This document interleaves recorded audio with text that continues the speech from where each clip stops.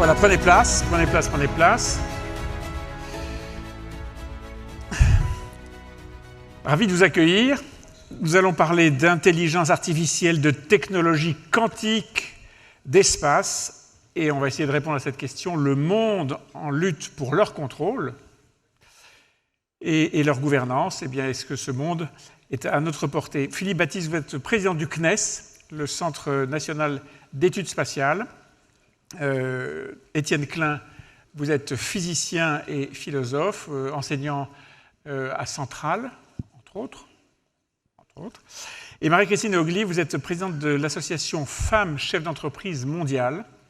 Vous êtes par ailleurs chef d'entreprise, bien sûr. Vous nous direz ce que c'est que cette association des femmes chefs d'entreprise mondiale, le mondial avec un S, pour les femmes ou pour les entreprises? Pour les entreprises. Vous parlerez avec le micro tout à l'heure. Étienne Klein, on va commencer avec vous, parce qu'avec vous, je le disais, vous êtes scientifique, vous êtes physicien et philosophe. On va essayer de parler du risque de façon un petit peu, non pas générale, mais d'essayer de voir un petit peu quel est le contexte dans lequel on se situe. Avec le temps, avec l'irruption de nouvelles technologies et de nouveaux risques associés, vous avez vu, vous étudiez, vous en tout cas, l'évolution du rapport au risque qu'a l'humanité, les gens, comme on dit, vis-à-vis de la science en particulier. Étienne Klein. Oui, bonjour à tous. Évidemment, moi je ne suis pas du tout spécialiste de vos métiers. Simplement, il y a quelque temps, on m'a demandé de préfacer un livre publié par Philo Magazine sur le risque. Et donc j'ai un peu étudié l'histoire de notre rapport au risque. Et en effet, en moins de 2 siècles, notre rapport au risque s'est complètement inversé. D'abord parce qu'aujourd'hui, le risque n'est plus enchâssé dans l'idée de progrès. Et d'autre part parce que l'activisme technologique et les inquiétudes qu'il suscite s'infiltrent partout, de sorte que dès qu'un danger est identifié, on l'étudie, on en prend soin et on tente de le prévenir, soit en diminuant sa probabilité, soit en diminuant l'amplitude de ses dommages. Et pour montrer comment ce rapport au risque collectif s'est inversé, j'ai enquêté sur ce qui s'est débattu dans la presse après le premier gros accident de chemin de fer en France, qui a eu lieu le 8 mai 1842. 1842 sur la ligne Paris-Meudon. Donc un train a déraillé, a pris feu. Ouais. Il y a eu 55 morts, peut-être plus, 150 blessés. Et parmi les morts, il y avait toute la famille de l'explorateur Dumont d'Urville. Et dans la presse, il y a eu des discussions autour des risques, le mot est employé, autour des risques liés au chemin de fer qui n'allaient guère plus vite que les chevaux à l'époque. Et voilà par exemple ce qu'on peut lire dans le journal des débats politiques et littéraires. C'est 3 jours après l'accident. Meudon, le drame de Meudon est l'un de ces accidents exceptionnels, inouïs, mais dont les populations ne devraient pas s'effrayer, puisque le progrès technique et des précautions supplémentaires devraient permettre de les éviter. Le lendemain, le journal de Rouen, le malheur de Meudon, quelque intense et considérable qu'il soit, ne peut et ne doit pas dégoûter des chemins de fer. Il fera prendre plus de précautions et l'on déduira d'importants enseignements des circonstances même de la catastrophe. Et la question a été tranchée le 11 mai, donc 3 jours seulement après l'accident, par Lamartine. Lamartine était député, il est monté à la Chambre, il a prononcé un discours dont je vous lis simplement les dernières phrases. « La civilisation a aussi ses champs de bataille. Il faut que des hommes y tombent pour faire avancer les autres. » Et il termine en disant « Plaignons-les », il parle des victimes, « plaignons-nous, mais marchons ». C'est dingue. J'imagine pas un député aujourd'hui, après un accident aussi grave, tenir ce genre de propos, dès lors qu'il a le souci d'être réélu. Hein. Ça veut dire que, en fait, le progrès était considéré comme le prix à payer pour faire advenir le meilleur, alors qu'aujourd'hui, il est considéré comme le symptôme d'un dérèglement général qu'il faudrait contrôler, puisqu'il pourrait être l'annonce des apocalypses futures. Et donc, je pense qu'il faut revenir à la définition du progrès que proposait Kant. Kant disait « le progrès, c'est une notion à la fois doublement consolante et sacrificielle. » Il disait en gros, le progrès, ça nous permet de supporter le présent au motif que nos enfants connaîtront un futur meilleur. Mais, ajoutait-il, c'est aussi une idée consolante par le fait que le progrès donne un sens au sacrifice qu'il impose. Et donc, si vous croyez au progrès, les risques qui lui sont associés vous semblent acceptables. Mais comme l'idée de progrès est pratiquement abandonnée aujourd'hui, on remplace le progrès par l'innovation. Ce qui est pas Pardon, mais c'est important ce changement de vocable? Alors, avec un collègue de l'Académie des technologies, on a étudié, grâce à un logiciel, la fréquence de certains mots dans les discours publics, en remontant très loin dans le passé, en s'appuyant sur les discours politiques et les discours institutionnels. Et ce qu'on voit, c'est ce que chacun peut entendre à l'oreille, c'est que le mot progrès, qui a été écrit pendant 3 siècles avec une majuscule, a perdu sa majuscule après la Deuxième Guerre mondiale. Ouais. Et à partir de 1980, il a commencé à décroître en fréquence, au moment où on ressuscite un très vieux mot de la langue française qui avait été abandonné, qui est le mot innovation. Le progrès qui descend croise l'innovation qui monte en 2003. Et le mot progrès a été complètement abandonné pendant le quinquennat 2007-2012. Et on pourrait se dire, mais c'est pas grave, on a simplement remplacé le mot progrès par un mot plus moderne, qui rend plus justice à l'idée de progrès. Et on a fait progresser le discours sur le progrès. Mais quand on regarde, et j'ai fait ça avec un collègue qui s'appelle Vincent Montant, quand on regarde la rhétorique d'autrefois concernant le progrès et qu'on la compare à celle d'aujourd'hui concernant l'innovation, on se rend compte que notre discours sur l'innovation ne rend pas justice à l'idée de progrès. Pour le dire, je ne sais pas combien de temps j'ai, mais... Allez-y. C'est une longue histoire. Prenez votre risque. Non, regardez, le mot innovatio, c'est un mot qui apparaît au XIVe siècle, en bas latin, dans le vocabulaire juridique. Une innovatio, pour un contrat, c'est ce qu'on appellerait aujourd'hui un avenant. Un contrat est signé, il y a quelque chose qui change, et on signe. Ici, ils savent ce que c'est qu'un avenant. Hein. On signe un avenant pour que le contrat demeure valide. Donc l'innovation, paradoxalement, est associée à un principe de conservation. Il faut changer quelque chose pour que ça ne change pas. Et ce sens du mot innovation va percoler dans d'autres secteurs que le droit, en politique, puis en technique. Francis Bacon, qui dit qu'il faut innover techniquement pour empêcher que le monde se défasse. Et donc, l'innovation, c'est ce qu'il faut faire pour que ça ne change pas. Et ça s'appuie sur une conception du temps qui passe, qui est corruptrice. Le temps qui passe dégrade les situations. Et donc, il faut innover pour empêcher que cette dégradation devienne irréversible. C'est une conservation, en quelque sorte. Alors que le progrès s'appuie sur l'idée d'un temps qui passe qui est constructeur. Plus il y a de temps qui passe, mieux c'est. Le temps est complice de notre liberté, de notre volonté, et on doit, comme le progrès n'est pas automatique, il faut se sacrifier pour faire advenir un futur configuré à l'avance de façon crédible et attractive. Crédible parce que le progrès, c'est pas l'utopie, et attractif parce que le progrès n'étant pas automatique, il va falloir travailler à le faire advenir. Et il me semble qu'on a abandonné cette idée d'un temps constructeur, et c'est pour cela qu'on promeut l'innovation. Et du coup, le risque perd de sa signification en devenant l'ennemi à abattre plutôt que le signe qu'il se passe des choses qui nous amènent vers le meilleur. C'est passionnant. Juste un mot sur justement cette affaire de rapport au temps, progrès, innovation. On constate depuis disons, le début du XXe siècle, où on a pu mesurer le temps que met une invention à s'installer, par exemple dans la vie quotidienne, ce temps s'est incroyablement raccourci. Le temps qu'il a fallu pour installer l'automobile dans la vie des hommes et des femmes, le temps qu'il a fallu pour faire que l'avion devienne de l'aviation commerciale, le téléphone, puis le téléphone portable, puis Internet, puis aujourd'hui l'intelligence artificielle. Enfin, je veux dire, ça fait 2 ans que ChatGPT est devenu une star. Et je suis sûr qu'ici, dans la salle, beaucoup de gens ont sur leur téléphone portable l'icône de ChatGPT. Cet écrasement du temps entre le moment où apparaît l'innovation et le moment où elle est adoptée nourrit probablement cette différence entre progrès et innovation que vous avez citée. Oui, parce que l'innovation est très rapide et elle est proliférante. Et on a l'impression qu'il y a toutes sortes de choses qui peuvent se passer, qui réclament qu'on les regarde de près, qu'on gère les risques qui sont associés. Et ça crée le sentiment qu'on ne sait plus où donner de la catastrophe. Mais il y a aussi une chose sur le risque qui est importante, et ça transparaît dans le discours de Lamartine que j'ai cité, c'est que pour qu'un risque, soit considéré comme tel, il faut être capable d'envisager des mesures législatives, de prévention, techniques, de conception, permettant d'imaginer comment on pourrait réduire ce risque. Ah oui. Autrement dit, un risque n'est un risque que si on est capable d'imaginer comment le diminuer. Sinon, c'est une donnée de la condition humaine. Autrement dit, un risque n'est un risque que si on l'associe à un risque manager. Et je sais qu'il y en a dans la salle. Oui, oui. Mais si un risque n'a pas de risque manager, c'est plus un risque. On l'oublie. Et comme il y a beaucoup de risques qui prolifèrent par le fait qu'on les compare les uns aux autres, ça donne l'impression qu'on vit dans un système extrêmement anxiogène.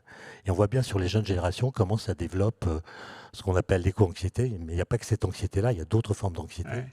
Et il me semble que si on croit au progrès, alors il faut soumettre l'idée de progrès à elle-même. C'est-à-dire travailler à faire progresser l'idée de progrès pour qu'on tienne compte dans notre façon d'en parler de ce que nous avons appris depuis le siècle des Lumières. Le siècle des Lumières, c'est lui qui a promu l'idée de progrès.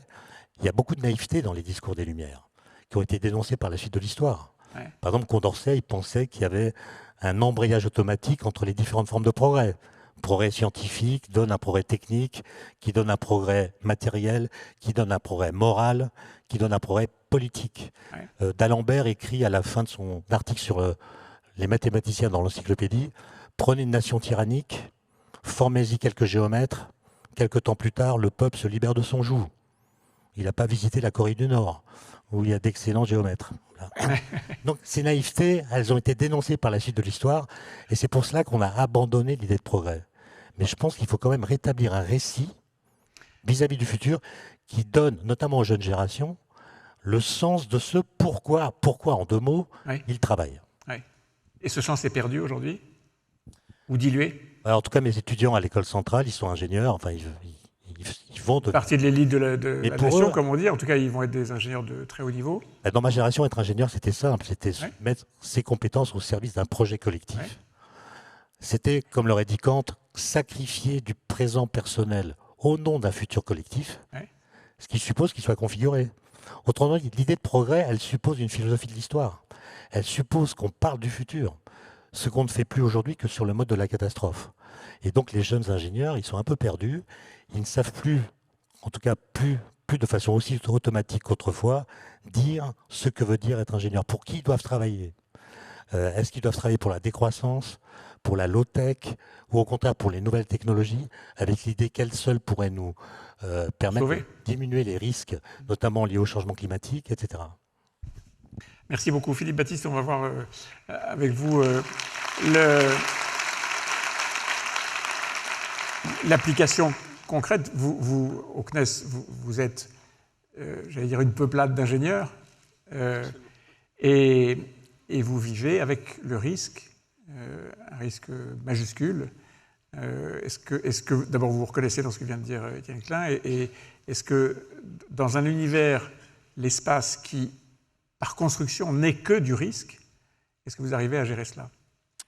Oui, alors peut-être juste avant de répondre directement à la question, pour rebondir aussi sur la question de l'innovation et du progrès, dans ce qu'on appelle l'innovation au quotidien, dans le monde des entreprises, le monde politique, c'est aujourd'hui, les innovations sont aussi toujours vues dans un contexte de marché. C'est-à-dire, quelque part, les innovations sont au service d'un marché sur un temps qui est très court, finalement, qui est lié au positionnement du marché.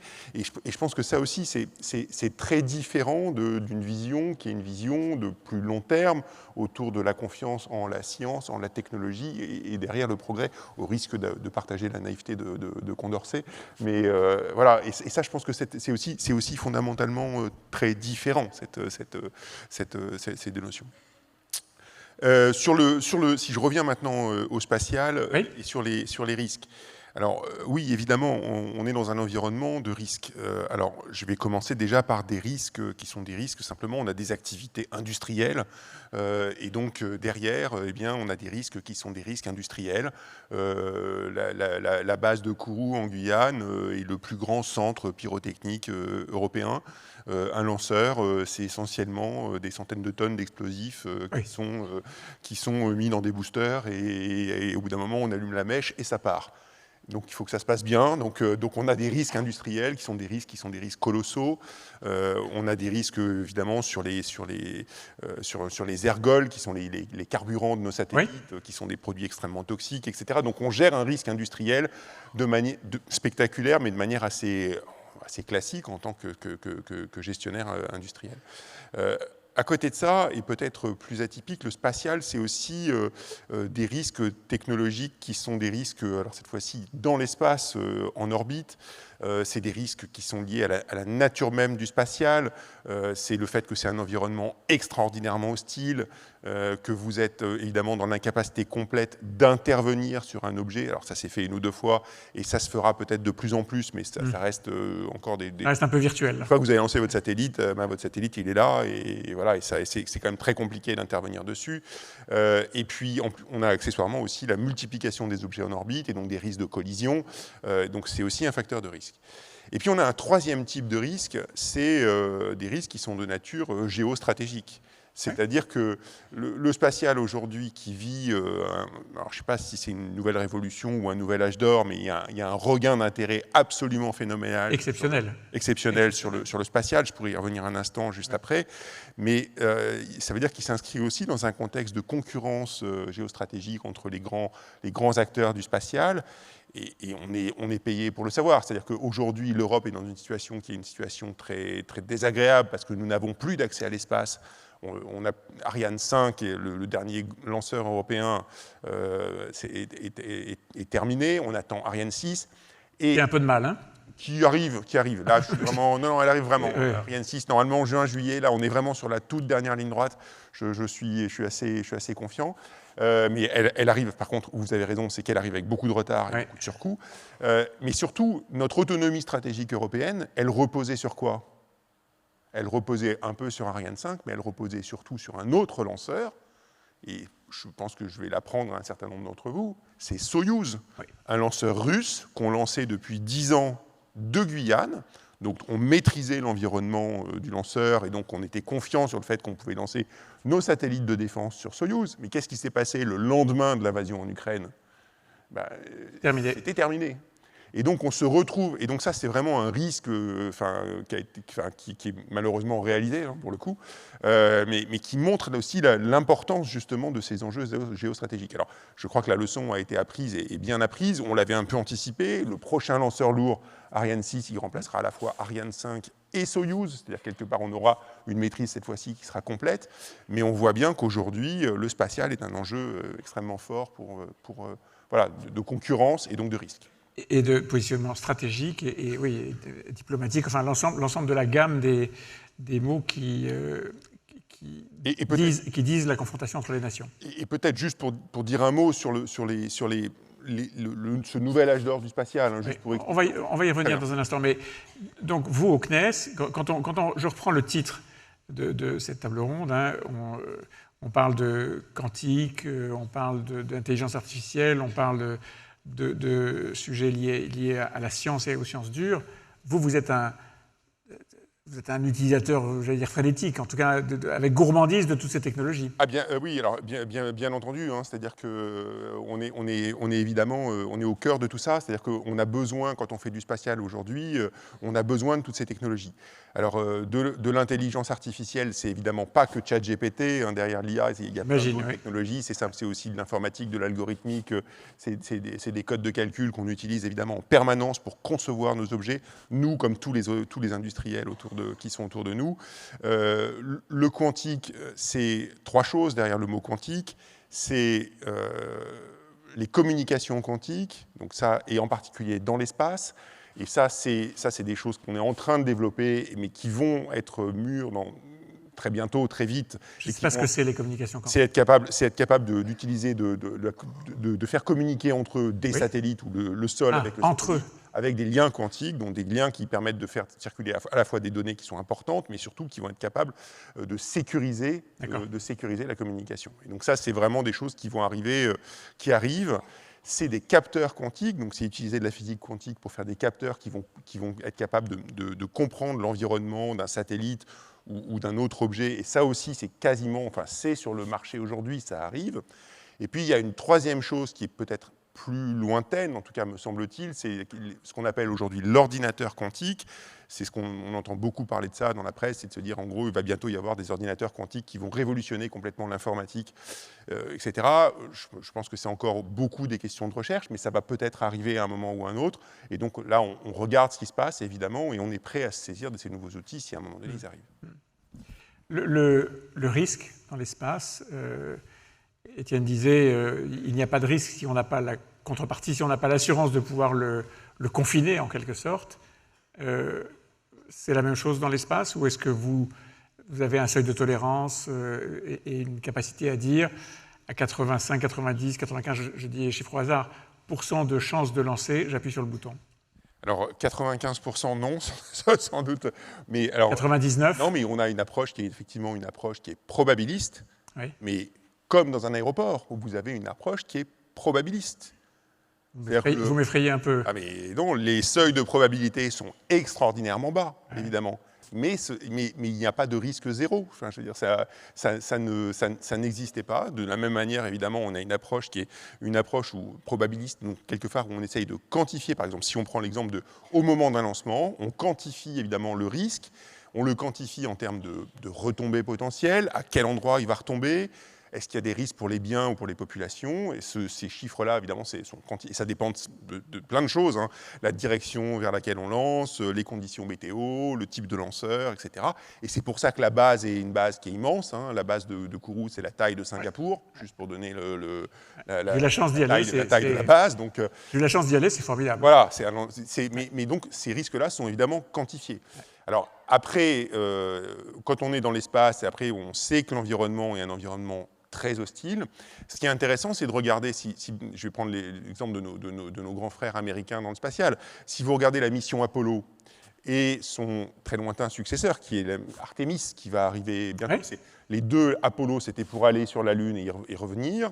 Artemis, c'est pour aller sur la Lune et s'y installer. Oui.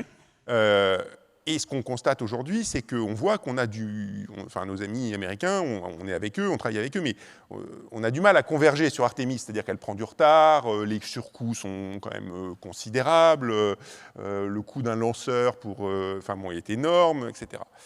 Et on se dit finalement, ils ont réussi avec Apollo, mais qu'est-ce qui se passe? Mais en fait, les seuils de tolérance au risque n'ont rien à voir. C'est-à-dire les risques qui étaient pris au moment d'Apollo sont totalement inacceptables aujourd'hui. Et donc, ce n'est pas les mêmes engins, c'est des choses fondamentalement différentes. Et donc, quelque part, cette aversion au risque qu'on a aujourd'hui et qu'on peut parfaitement comprendre, on n'a pas envie d'envoyer nos astronautes prendre des risques incontrôlés, évidemment, elle a une contrepartie qui est une contrepartie technologique, une contrepartie en coût aussi et en délai. Ouais. Vous l'évoquiez rapidement tout à l'heure, mais on y revient. L'univers de concurrence a complètement changé. Absolument. Donc, nous avons perdu aujourd'hui, et on va retrouver à partir de juin-juillet, vous y êtes engagé, la capacité pour l'Europe, et l'Europe en général, la France en particulier, d'envoyer des objets dans l'espace. Mais d'autres, aux États-Unis, sont passés par une voie très différente, c'est le privé. Oui. Alors, bien sûr, donc on est passé sur la question des lanceurs d'une situation où il y a une quinzaine d'années, on était en situation de leadership en France ou en Europe mondiale sur la question des lanceurs, avec Ariane, avec les Américains qui avaient beaucoup de mal à se remettre de l'échec de la navette, qui cherchaient des alternatives, etc., à une situation aujourd'hui où on est dans une situation très désagréable. Alors, Ariane 6 arrive, donc on va se remettre, on va revenir dans le marché, etc. Mais c'est vrai qu'aujourd'hui, quand on voit Elon Musk qui fait 100 lancements par an aujourd'hui, c'est considérable et ça restera considérable demain. Jeff Bezos aussi. Jeff Bezos, il a du mal. Il a du mal, il est dans le marché. Oui, enfin, il fait deux choses. Ça fait du bien de dire qu'il a du mal, non? Non, pas du tout. Non, il fait des lancements suborbitaux, donc ça veut dire qu'en gros, il envoie quelqu'un, il redescend. Petit joueur. Après, il voudrait, Blue Origin, qui est le gros lanceur, qui permettrait qui a un peu de mal à converger aussi, ce qui explique aussi, le monde des lanceurs est un monde compliqué, c'est un monde de technologie qu'on maîtrise pas complètement. On travaille à la limite de notre compréhension de la physique sur un certain nombre de pièces ou sur les moteurs. Donc c'est un environnement compliqué, on a du mal à les faire. Donc voilà, on va revenir, mais c'est vrai qu'on a pris beaucoup de retard. Ça doit être une leçon. Alors, c'est une leçon, je voudrais juste moduler un tout petit peu. Si aujourd'hui, on avait la capacité de faire 100 lancements par an, bon, je serais ravi, hein, honnêtement. Mais je me demande bien ce qu'on enverrait en Europe. Parce qu'on n'a pas 100 satellites par an à envoyer. Et ça, quelque part, ça repose aussi la question de notre modèle. C'est-à-dire, pourquoi est-ce qu'on fait des lanceurs aujourd'hui et à quels besoins on répond? Et aujourd'hui, l'ambition européenne, l'Europe, tout compris, met à peu près une douzaine, 12 ou 14 milliards par an sur le spatial, les États européens. Les États-Unis mettent 70 milliards par an sur le spatial. Et c'est un chiffre qui augmente avec des sauts de 10 milliards par an, enfin, qui sont considérables. Avec un volet militaire, énorme, stratégique, qui est gigantesque. Et aujourd'hui, la France investit sur le spatial militaire, beaucoup plus que nos voisins, mais enfin, on est seul sur ce sujet-là. Et aujourd'hui, si la France met à peu près 3 milliards par an sur le spatial, je ne peux que constater qu'en Europe, les autres pays sont quand même beaucoup plus en retard. Donc on a un les relations avec l'Allemagne, pour dire les choses simplement, les relations avec l'Allemagne sont très compliquées. Je crois qu'on peut dire ça comme ça. Voilà. Oui. À peu près aussi simple que sur le SCAF. Oui, donc c'est pas terrible. Hein. Ouais. En fait, ils veulent pas payer. Ils veulent pas payer et ils veulent, et ça introduit ma question suivante, ils veulent voir s'il n'y a pas une place pour ce qu'on appelle les petits lanceurs. Oui. Il y a des initiatives privées en Allemagne, il y en a un peu en France, il y en a en Italie, il y a plusieurs pays européens qui favorisent ou qui laissent se développer des initiatives de start-up qui veulent créer des petits lanceurs pour lancer des petits objets. Et c'est très bien. On le fait aussi en France. On est très fiers d'avoir Ariane Group, qui est notre champion national et européen. On pense aussi qu'on a besoin de plus de compétition, qu'on a besoin de baisser les coûts. C'est assez facile de le faire sur des petits lanceurs, parce que qui dit petit lanceur, c'est des investissements qui sont de l'ordre pour faire un petit lanceur. Alors ça dépend ce qu'on appelle petit lanceur, mais disons que pour simplifier, c'est l'ordre de quelques centaines de millions d'euros pour faire l'investissement, pour faire un petit lanceur. Donc c'est faisable par des capitaux privés, etc. Un gros lanceur, comme Ariane ou comme Falcon, le lanceur de SpaceX, on parle de milliards d'euros. Oui. Ça devient plus compliqué, c'est pas totalement impossible, mais il faut aller dans cette direction, c'est sûr, et en tout cas, il faut diversifier nos technologies, faire plus confiance au privé, mais aussi donner plus de responsabilités.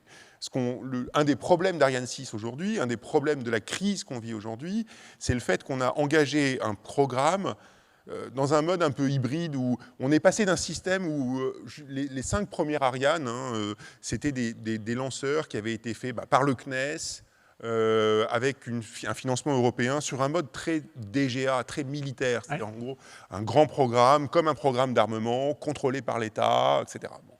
On sait qu'en faisant ça, on ne va pas forcément faire des trucs pas chers, mais enfin, c'est solide. On maîtrise les coûts et on sait faire. Ariane 6, on a fait un choix hybride, on n'est pas allé complètement au bout d'une logique privée, on a donné à moitié les clés à nos partenaires privés, et probablement on n'est pas allé suffisamment loin, et on a fait un peu ce qu'il ne fallait pas faire dans le partenariat public-privé. Donc c'est une leçon apprise, et je pense qu'on fera très différemment pour la suite. Avant de vous donner la parole, Marie-Christine Ogli, juste un mot, Étienne Klein, vous disiez vos élèves, ils sont un peu perdus. Ça ne les tente pas, le spatial? C'est un univers, c'est une aventure permanente. Je n'ai pas fait de sondage sur le spatial spécifiquement, mais on voit bien que les thématiques qui les intéressent sont très différentes de celles de ma génération. Ma génération était intéressée par la conquête des lois de la nature, physique des particules, cosmologie, astrophysique. Il reste des étudiants qui sont intéressés par ces disciplines. Mais la plupart de ceux, par exemple, qui veulent faire de la recherche, choisissent des sujets qui sont relatifs à l'environnement. Oui. L'environnement. C'est notre monde qui les intéresse et pas l'univers. Oui, et ça, c'est notre monde et pas l'univers. Qui, à mon avis, est lié à ce qu'on vient de dire. C'est-à-dire que le rapport qu'ils ont avec le futur est très différent de celui que nous avions nous. Quand on nous parlait de l'an 2000, moi je suis né en 58, dans les années 70, on me parlait de l'an 2000 tous les jours. Plutôt en bien. On expliquait qu'on allait voyager, se distraire, communiquer, travailler. Et certains de mes camarades, du même âge que moi, étaient pressés de vieillir. Et pressés de vieillir, ce n'est pas une tendance qu'on trouve beaucoup aujourd'hui. Hein. Et je pense que ça, c'est une évolution qui est peut-être purement numérologique. C'est qu'on a passé l'an 2000. L'an 2000, c'était un horizon projectif extrêmement fort. Et c'est un peu comme une montagne qu'on gravit. Dans la phase d'ascension, et après, on est mobilisé, on a une petite joie au sommet, après il faut descendre. Et c'est très rare quand on est alpiniste et qu'on descend d'un sommet, que pendant la descente, alors qu'on a mal aux genoux, on formule le projet d'un nouveau sommet. En général, on ne dit plus jamais ça. Hein, et il me semble qu'on est dans cette phase Ou on dit plus jamais ça. on est incapable de se fixer un nouvel horizon projectif. Ouais, un mot, Philippe Baptiste, et puis après Marie-Christine. Je voudrais juste rappeler, hein, c'est ce que je dis aux jeunes, moi, quand je les vois, c'est de leur dire, aujourd'hui, pour les questions de climat, pour les questions d'évolution du climat, aujourd'hui, sans le spatial, on ne sait rien faire. Il faut aller là-haut. On ne sait rien faire. C'est-à-dire que les 60% des indicateurs qui sont utilisés par le GIEC aujourd'hui pour comprendre quelles sont les évolutions du climat, quel est l'état du climat aujourd'hui, comment il évolue, ça vient du spatial. Et nos missions, et la priorité numéro 1 en Europe, parce que là on a parlé de lanceurs, parce que c'est la crise, etc., c'est pas les lanceurs, on ne fait pas des lanceurs pour faire des lanceurs, on fait des lanceurs pour envoyer des satellites qui observent la Terre. Et c'est l'observation de la Terre, c'est la température, c'est le climat, c'est l'hygrométrie, c'est tous ces trucs-là, toutes ces mesures qu'on met après dans les modèles mathématiques ou physiques qui permettent de modéliser le climat et de comprendre comment il évolue. Pas de spatial, pas de thermomètre, hein, je veux dire, on ne sait pas où on est. Pas d'observation, pas de solution. Marie-Christine Ogli, donc vous êtes présidente d'une association. Alors qu'est-ce que c'est que votre association? Expliquez-nous. Alors, ce n'est pas vraiment mon association. Celle que vous présidez. Oui. Ouais. Elle a été créée en fait en 1945 par une femme qui s'est retrouvée seule à la tête de l'entreprise de son mari après la guerre. Et très vite, elle est allée chercher les Allemandes en 1949 pour Donc créer... une chef d'entreprise française oui. Qui est allée chercher des chefs d'entreprise. Alors, je dis quelquefois, son mari est décédé à la guerre, peut-être qu'elle était contente, c'est pour ça qu'elle est allée chercher les Allemandes. Bon, en tout cas, elle est allée trouver les Allemandes en disant elles ont eu le même problème que nous, elles se retrouvent à la tête d'une entreprise. Il y a des risques à prendre. On pourra revenir aux risques. Est-ce qu'être une femme dans un monde très masculin, ce n'est pas déjà un risque ? Ou un monde qui a été pendant des décennies piloté par des hommes, est-ce que ce n'est pas déjà un risque? Et les femmes, on le sait, ont une aversion au risque qui est plus grande que celle des hommes. Mais pour en revenir à l'association, donc nous sommes une association mondiale qui a pour vocation, dès le départ, la promotion des femmes chefs d'entreprise dans le monde économique. Aujourd'hui encore, et y compris dans un pays comme la France, où on pense que l'on est pionnière, il y a beaucoup de mandats, ce que l'on appelle les mandats patronaux, notamment les chambres de commerce, les tribunaux de commerce, etc., qui sont complètement dominés par les hommes. Alors, ayant dit ça, je ne suis pas une féministe, une wokiste, etc. Mais je suis pour l'égalité homme-femme dans l'entreprise et dans le monde économique, et c'est ce qui nous porte au sein de l'association. Mais ce n'est pas la seule chose que nous faisons. Nous accompagnons les femmes, et notamment dans les pays émergents, à pouvoir créer leurs propres entreprises qui sont souvent créer leur emploi, et nous travaillons sur des thématiques qui sont des thématiques d'avenir, comme la digitalisation. Alors je viens du monde du numérique, donc l'intelligence artificielle, la mécanique quantique, l'ordinateur quantique, ce sont des mondes qui me sont relativement familiers, même si je ne suis pas du tout une spécialiste, mais il y a très peu de femmes dans ce domaine, très peu de femmes dans le numérique. On voit encore dans certains pays des femmes qui n'appréhendent pas la digitalisation, même dans leur entreprise. Donc, on travaille sur tous ces sujets. Nous sommes membres observateurs à l'ONU et nous sommes en train de travailler un livre blanc, d'ailleurs, sur la digitalisation des entreprises gérées par des femmes. Donc ça, c'est pour l'association. Vous êtes aussi, pardon, vous parlez de vos postes de membres observateurs. Vous êtes observateur au Parlement de Strasbourg également? Au Parlement de Strasbourg aussi, oui, à l'OIT, enfin dans un certain nombre d'organisations. Et vous êtes dans une centaine de pays? Oui, et nous sommes un peu plus d'1 million de membres, donc dans une centaine de pays. 1 million de membres dans une centaine de pays. Alors les membres directs, ce sont les associations nationales, qui chaque association a ses propres membres. Que vous présidez au niveau mondial. Donc, oui, et je suis la première présidente française depuis la création. D'accord. Le monde en lutte pour le contrôle et la gouvernance de l'intelligence artificielle, technologie quantique et espace. Vous avez, vous, chef d'entreprise, un rôle absolument déterminant là-dedans. Est-ce que vous sentez à l'intérieur de votre association des luttes de souveraineté, des luttes de frontières? comme on peut l'avoir chez les hommes. On est avant tout des chefs d'entreprise, donc on a la même chose. Je le vois avec nos amis. On a parlé de l'Allemagne. Je vois la même chose avec nos amis allemandes qui sont très volontaristes d'aller développer leur business dans les autres pays et qui ne jouent pas toujours complètement collectif, même au sein de l'association. Mais pour en revenir sur l'intelligence artificielle, qui était un des thèmes, je pense que c'est une chance pour les femmes de pouvoir aussi influencer. Expliquez-nous ça. Alors que ce soit le développement des logiciels ou que ce soit le développement de l'intelligence artificielle, tout est basé sur des éléments qui ont été développés au cours du temps, la plupart du temps par des hommes. Et donc, il y a une forme de biais qui peut être pris sur l'intelligence artificielle. D'ailleurs, on le voit sur des outils qui sont basés sur une forme d'intelligence artificielle. Les traducteurs en ligne ne féminisent pas les noms, par exemple. Ou quand vous allez mettre chef, ça sera forcément un chef masculin. Donc l'accord se fera au masculin et pas au féminin. Donc à ce niveau-là, les femmes peuvent jouer un rôle. Et je le vois dans les pays émergents, elles ont très envie de s'emparer de ces domaines. Et dans toutes nos réunions, on parle d'intelligence artificielle, on parle de science, on parle de numérique, même si on a encore du mal à mobiliser. Et je rejoins ce que vous disiez sur les étudiants qui ont cette tendance à aller vers l'environnement. Bon, je suis marraine d'une promotion d'une école d'ingénieurs. Donc je parle d'aéronautique parce que parallèlement à ça, je suis aussi présidente du pôle aéronautique de la région Île-de-France, aéronautique spatiale et défense, donc on travaille ensemble. Et donc quand je parle aux jeunes étudiantes, elles me disent « Ah oui, mais l'aéronautique, puis ça pollue, et puis… Et non, pas du tout. Alors je leur parle du spatial justement en leur disant que si on veut pouvoir étudier les phénomènes de changement climatique, eh bien il faut faire appel au spatial. Donc quelques-unes se disent ah oui, ça pourrait peut-être être intéressant. Mais on retrouve la même chose chez les femmes et chez les hommes à ce niveau-là et dans les entreprises. On doit s'emparer de ces sujets parce que si on ne le fait pas, demain on n'existe plus. On a évoqué le sujet dans une table ronde précédente, le besoin ou l'expression d'un besoin de souveraineté progresse partout, à la fois dans certains pays, mais surtout dans des continents, le continent européen bien sûr, les États-Unis, et puis tous ces pays qui nous regardent d'une façon un peu différente, par exemple à l'Est.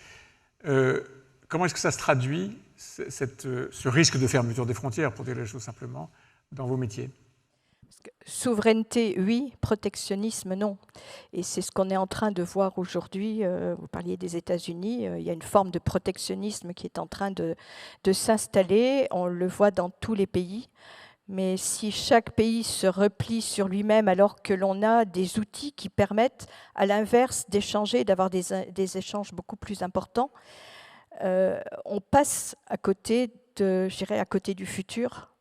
Et c'est peut-être ce qui cause chez les jeunes, là aujourd'hui j'ai appris une stagiaire dans une structure dans laquelle je suis, s'est suicidée ce week-end, elle a 20 ans, enfin, elle avait 20 ans, elle s'est suicidée ce week-end parce qu'elle disait il n'y a pas de futur.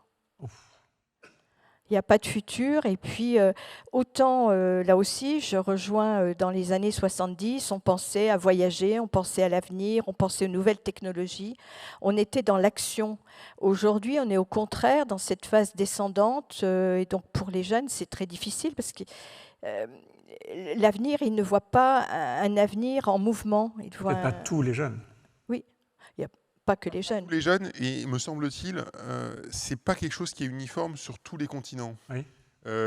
Moi, quand je vais en Asie ou quand je vais aux États-Unis, ce discours, effectivement, qu'on entend de temps en temps, pas de les jeunes, mais qu'on peut entendre de temps en temps, de repli, je l'entends pas. Je l'entends pas. Hein. Et je pense qu'il faut faire quand même attention à ça. Enfin, c'est important, évidemment. C'est l'histoire d'un vieux continent, comme disaient les Américains. Je pense qu'en tout cas, il faut que c'est une fierté que notre continent ait conscience de son histoire, ait conscience de son rôle et du poids qu'on peut avoir dans l'évolution de la Terre, bien entendu. Mais il ne faut pas non plus que ça se transforme en une espèce cercle de cercle vicieux et on est un de peu cercle en de repli sur soi. Moi, quand j'entends en particulier des ingénieurs ou des promotions que je reçois, etc., et quand j'entends quelques étudiants qui me tiennent un discours comme ça, de repli ou de décroissance, etc., je leur dis, mais enfin, c'est vous. Enfin, je veux dire, vous êtes des jeunes ingénieurs, vous avez été formés, vous avez les outils pour changer le monde. Le monde d'aujourd'hui, effectivement, oui, on a des problèmes, oui, il y a des questions qui se posent aujourd'hui, mais mobilisez-vous. Je veux dire, enfin, c'est vous qui avez les clés pour l'avenir pour construire le monde de demain. Non, je pense qu'on a commis une erreur dans les années 90 du siècle passé. On a retourné les poussettes de bébé. On a retourné les On a retourné les poussettes de bébé. Ouais. Et il faut retourner les poussettes. Parce que dans ma génération, on était poussé dans le sens inverse de la marche. C'est vrai. Et donc, on pouvait échanger des sourires, des grimaces, des onomatopées avec notre maman ou la personne qui nous poussait. Et on avait confiance. On prenait confiance parce qu'on s'enracinait dans notre origine. Et quand on était un peu plus grand, on était retourné. Et on pouvait voir l'inconnu sans avoir peur. Aujourd'hui, les gamins, ils sont poussés vers l'avant. Ils voient que les inconnus. Ça les fait flipper. Ouais. Et donc, vous lancez...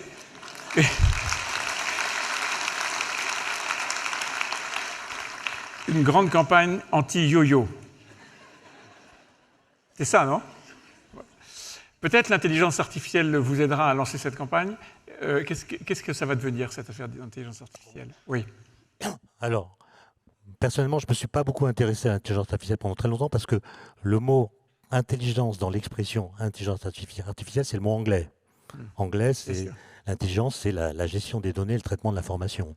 Alors que l'intelligence en français, c'est aussi l'esprit critique, la capacité de distinguer le vrai du faux, et c'est surtout la capacité à montrer ce par quoi on est intelligent.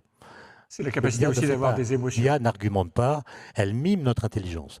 Quand on discute avec de l'IA, on a l'impression qu'on discute avec quelqu'un d'intelligent, alors qu'elle travaille uniquement de façon calculatoire, alors que notre intelligence à nous, elle est d'une autre nature. Même si on compare les puissances. Notre cerveau, c'est 30 watts de puissance. Les logiciels, les machines qui battent les champions du monde d'échecs ou de Go utilisent une puissance bien plus grande, comme ChatGPT d'ailleurs. Donc notre intelligence n'est pas du tout de même nature que celle-là. Mais en effet, quand on voit les progrès et la rapidité des progrès de l'IA, on est obligé de s'y intéresser. Beaucoup de gens se demandent ce que l'IA peut faire et ce qu'elle va faire. Est-ce qu'elle pourra acquérir une conscience d'elle-même? Est-ce qu'elle pourra acquérir la capacité d'argumenter en éclairant ses avis par des raisons qui les promeuvent? Mais pour moi, la question principale maintenant, c'est qu'est-ce que l'IA n'ont pas fait, mais nous fait. Qu'est-ce qu'elle change dans nos façons d'être ensemble, de communiquer, d'apprendre, de réfléchir. Et on est dans une situation qui correspond, à mon avis, à un test d'intelligence collective. On parlait tout à l'heure d'une autre innovation technique importante du XVIIIe siècle, XIXe siècle, qui est la photographie. Oui. La photographie, quand elle apparaît, est une menace pour les peintres. Je parle des artistes. Bien sûr. Comment est-ce qu'ils encaissent cette innovation technique par l'invention de l'abstraction? Et l'abstraction, c'est la réponse des peintres à la photographie. Et la question aujourd'hui, c'est est-ce que nous, menacés pour ce qui est de notre intellect, menacés par l'IA, est-ce qu'on va donner à la vie de l'esprit, je l'appelle comme ça, une occasion de se rénover? C'est-à-dire, est-ce qu'on va développer des capacités que les machines ne peuvent pas avoir, ou est-ce qu'au contraire, on va être complètement dominé par l'IA et notre vie de l'esprit se réduira à presque rien? Merci beaucoup. Marie-Christine Ogli, on va terminer avec vous. On dit souvent les femmes chefs d'entreprise, les femmes en général, mais à la tête d'entreprise, ont des capacités de médiation et de faire que les gens travaillent ensemble qui sont supérieures à celles des hommes. Vous, dans votre association, vous menez en ce moment une initiative particulièrement significative du côté du Proche-Orient. Oui, alors nous l'avions prévu avant les événements du mois d'octobre. Dans l'association, nous n'avions ni Israël ni la Palestine. Et nous avions décidé à notre congrès précédent de faire entrer, alors avec leur accord bien sûr, les deux en même temps, pour que ce soit symbolique. Chef d'entreprise israélienne et palestinienne. Et les palestiniennes. Et toutes les deux étaient d'accord. Alors après, on pourra discuter État, pas État, c'est pas du même niveau, tout ce qu'on veut. Mais tout le monde était d'accord que les deux devaient entrer ensemble. Tout comme c'était l'année au moment de mon élection, il y avait l'embargo sur la Russie. Alors c'était pas l'Ukraine, c'était l'embargo économique avec les relations entre les États-Unis et la Russie. J'avais fait mon premier comité aux États-Unis et la même année, mon congrès en Russie. Les Américaines étaient en Russie, les Russes étaient aux États-Unis. Alors que même les entreprises, déjà à ce moment-là, ne communiquaient pas.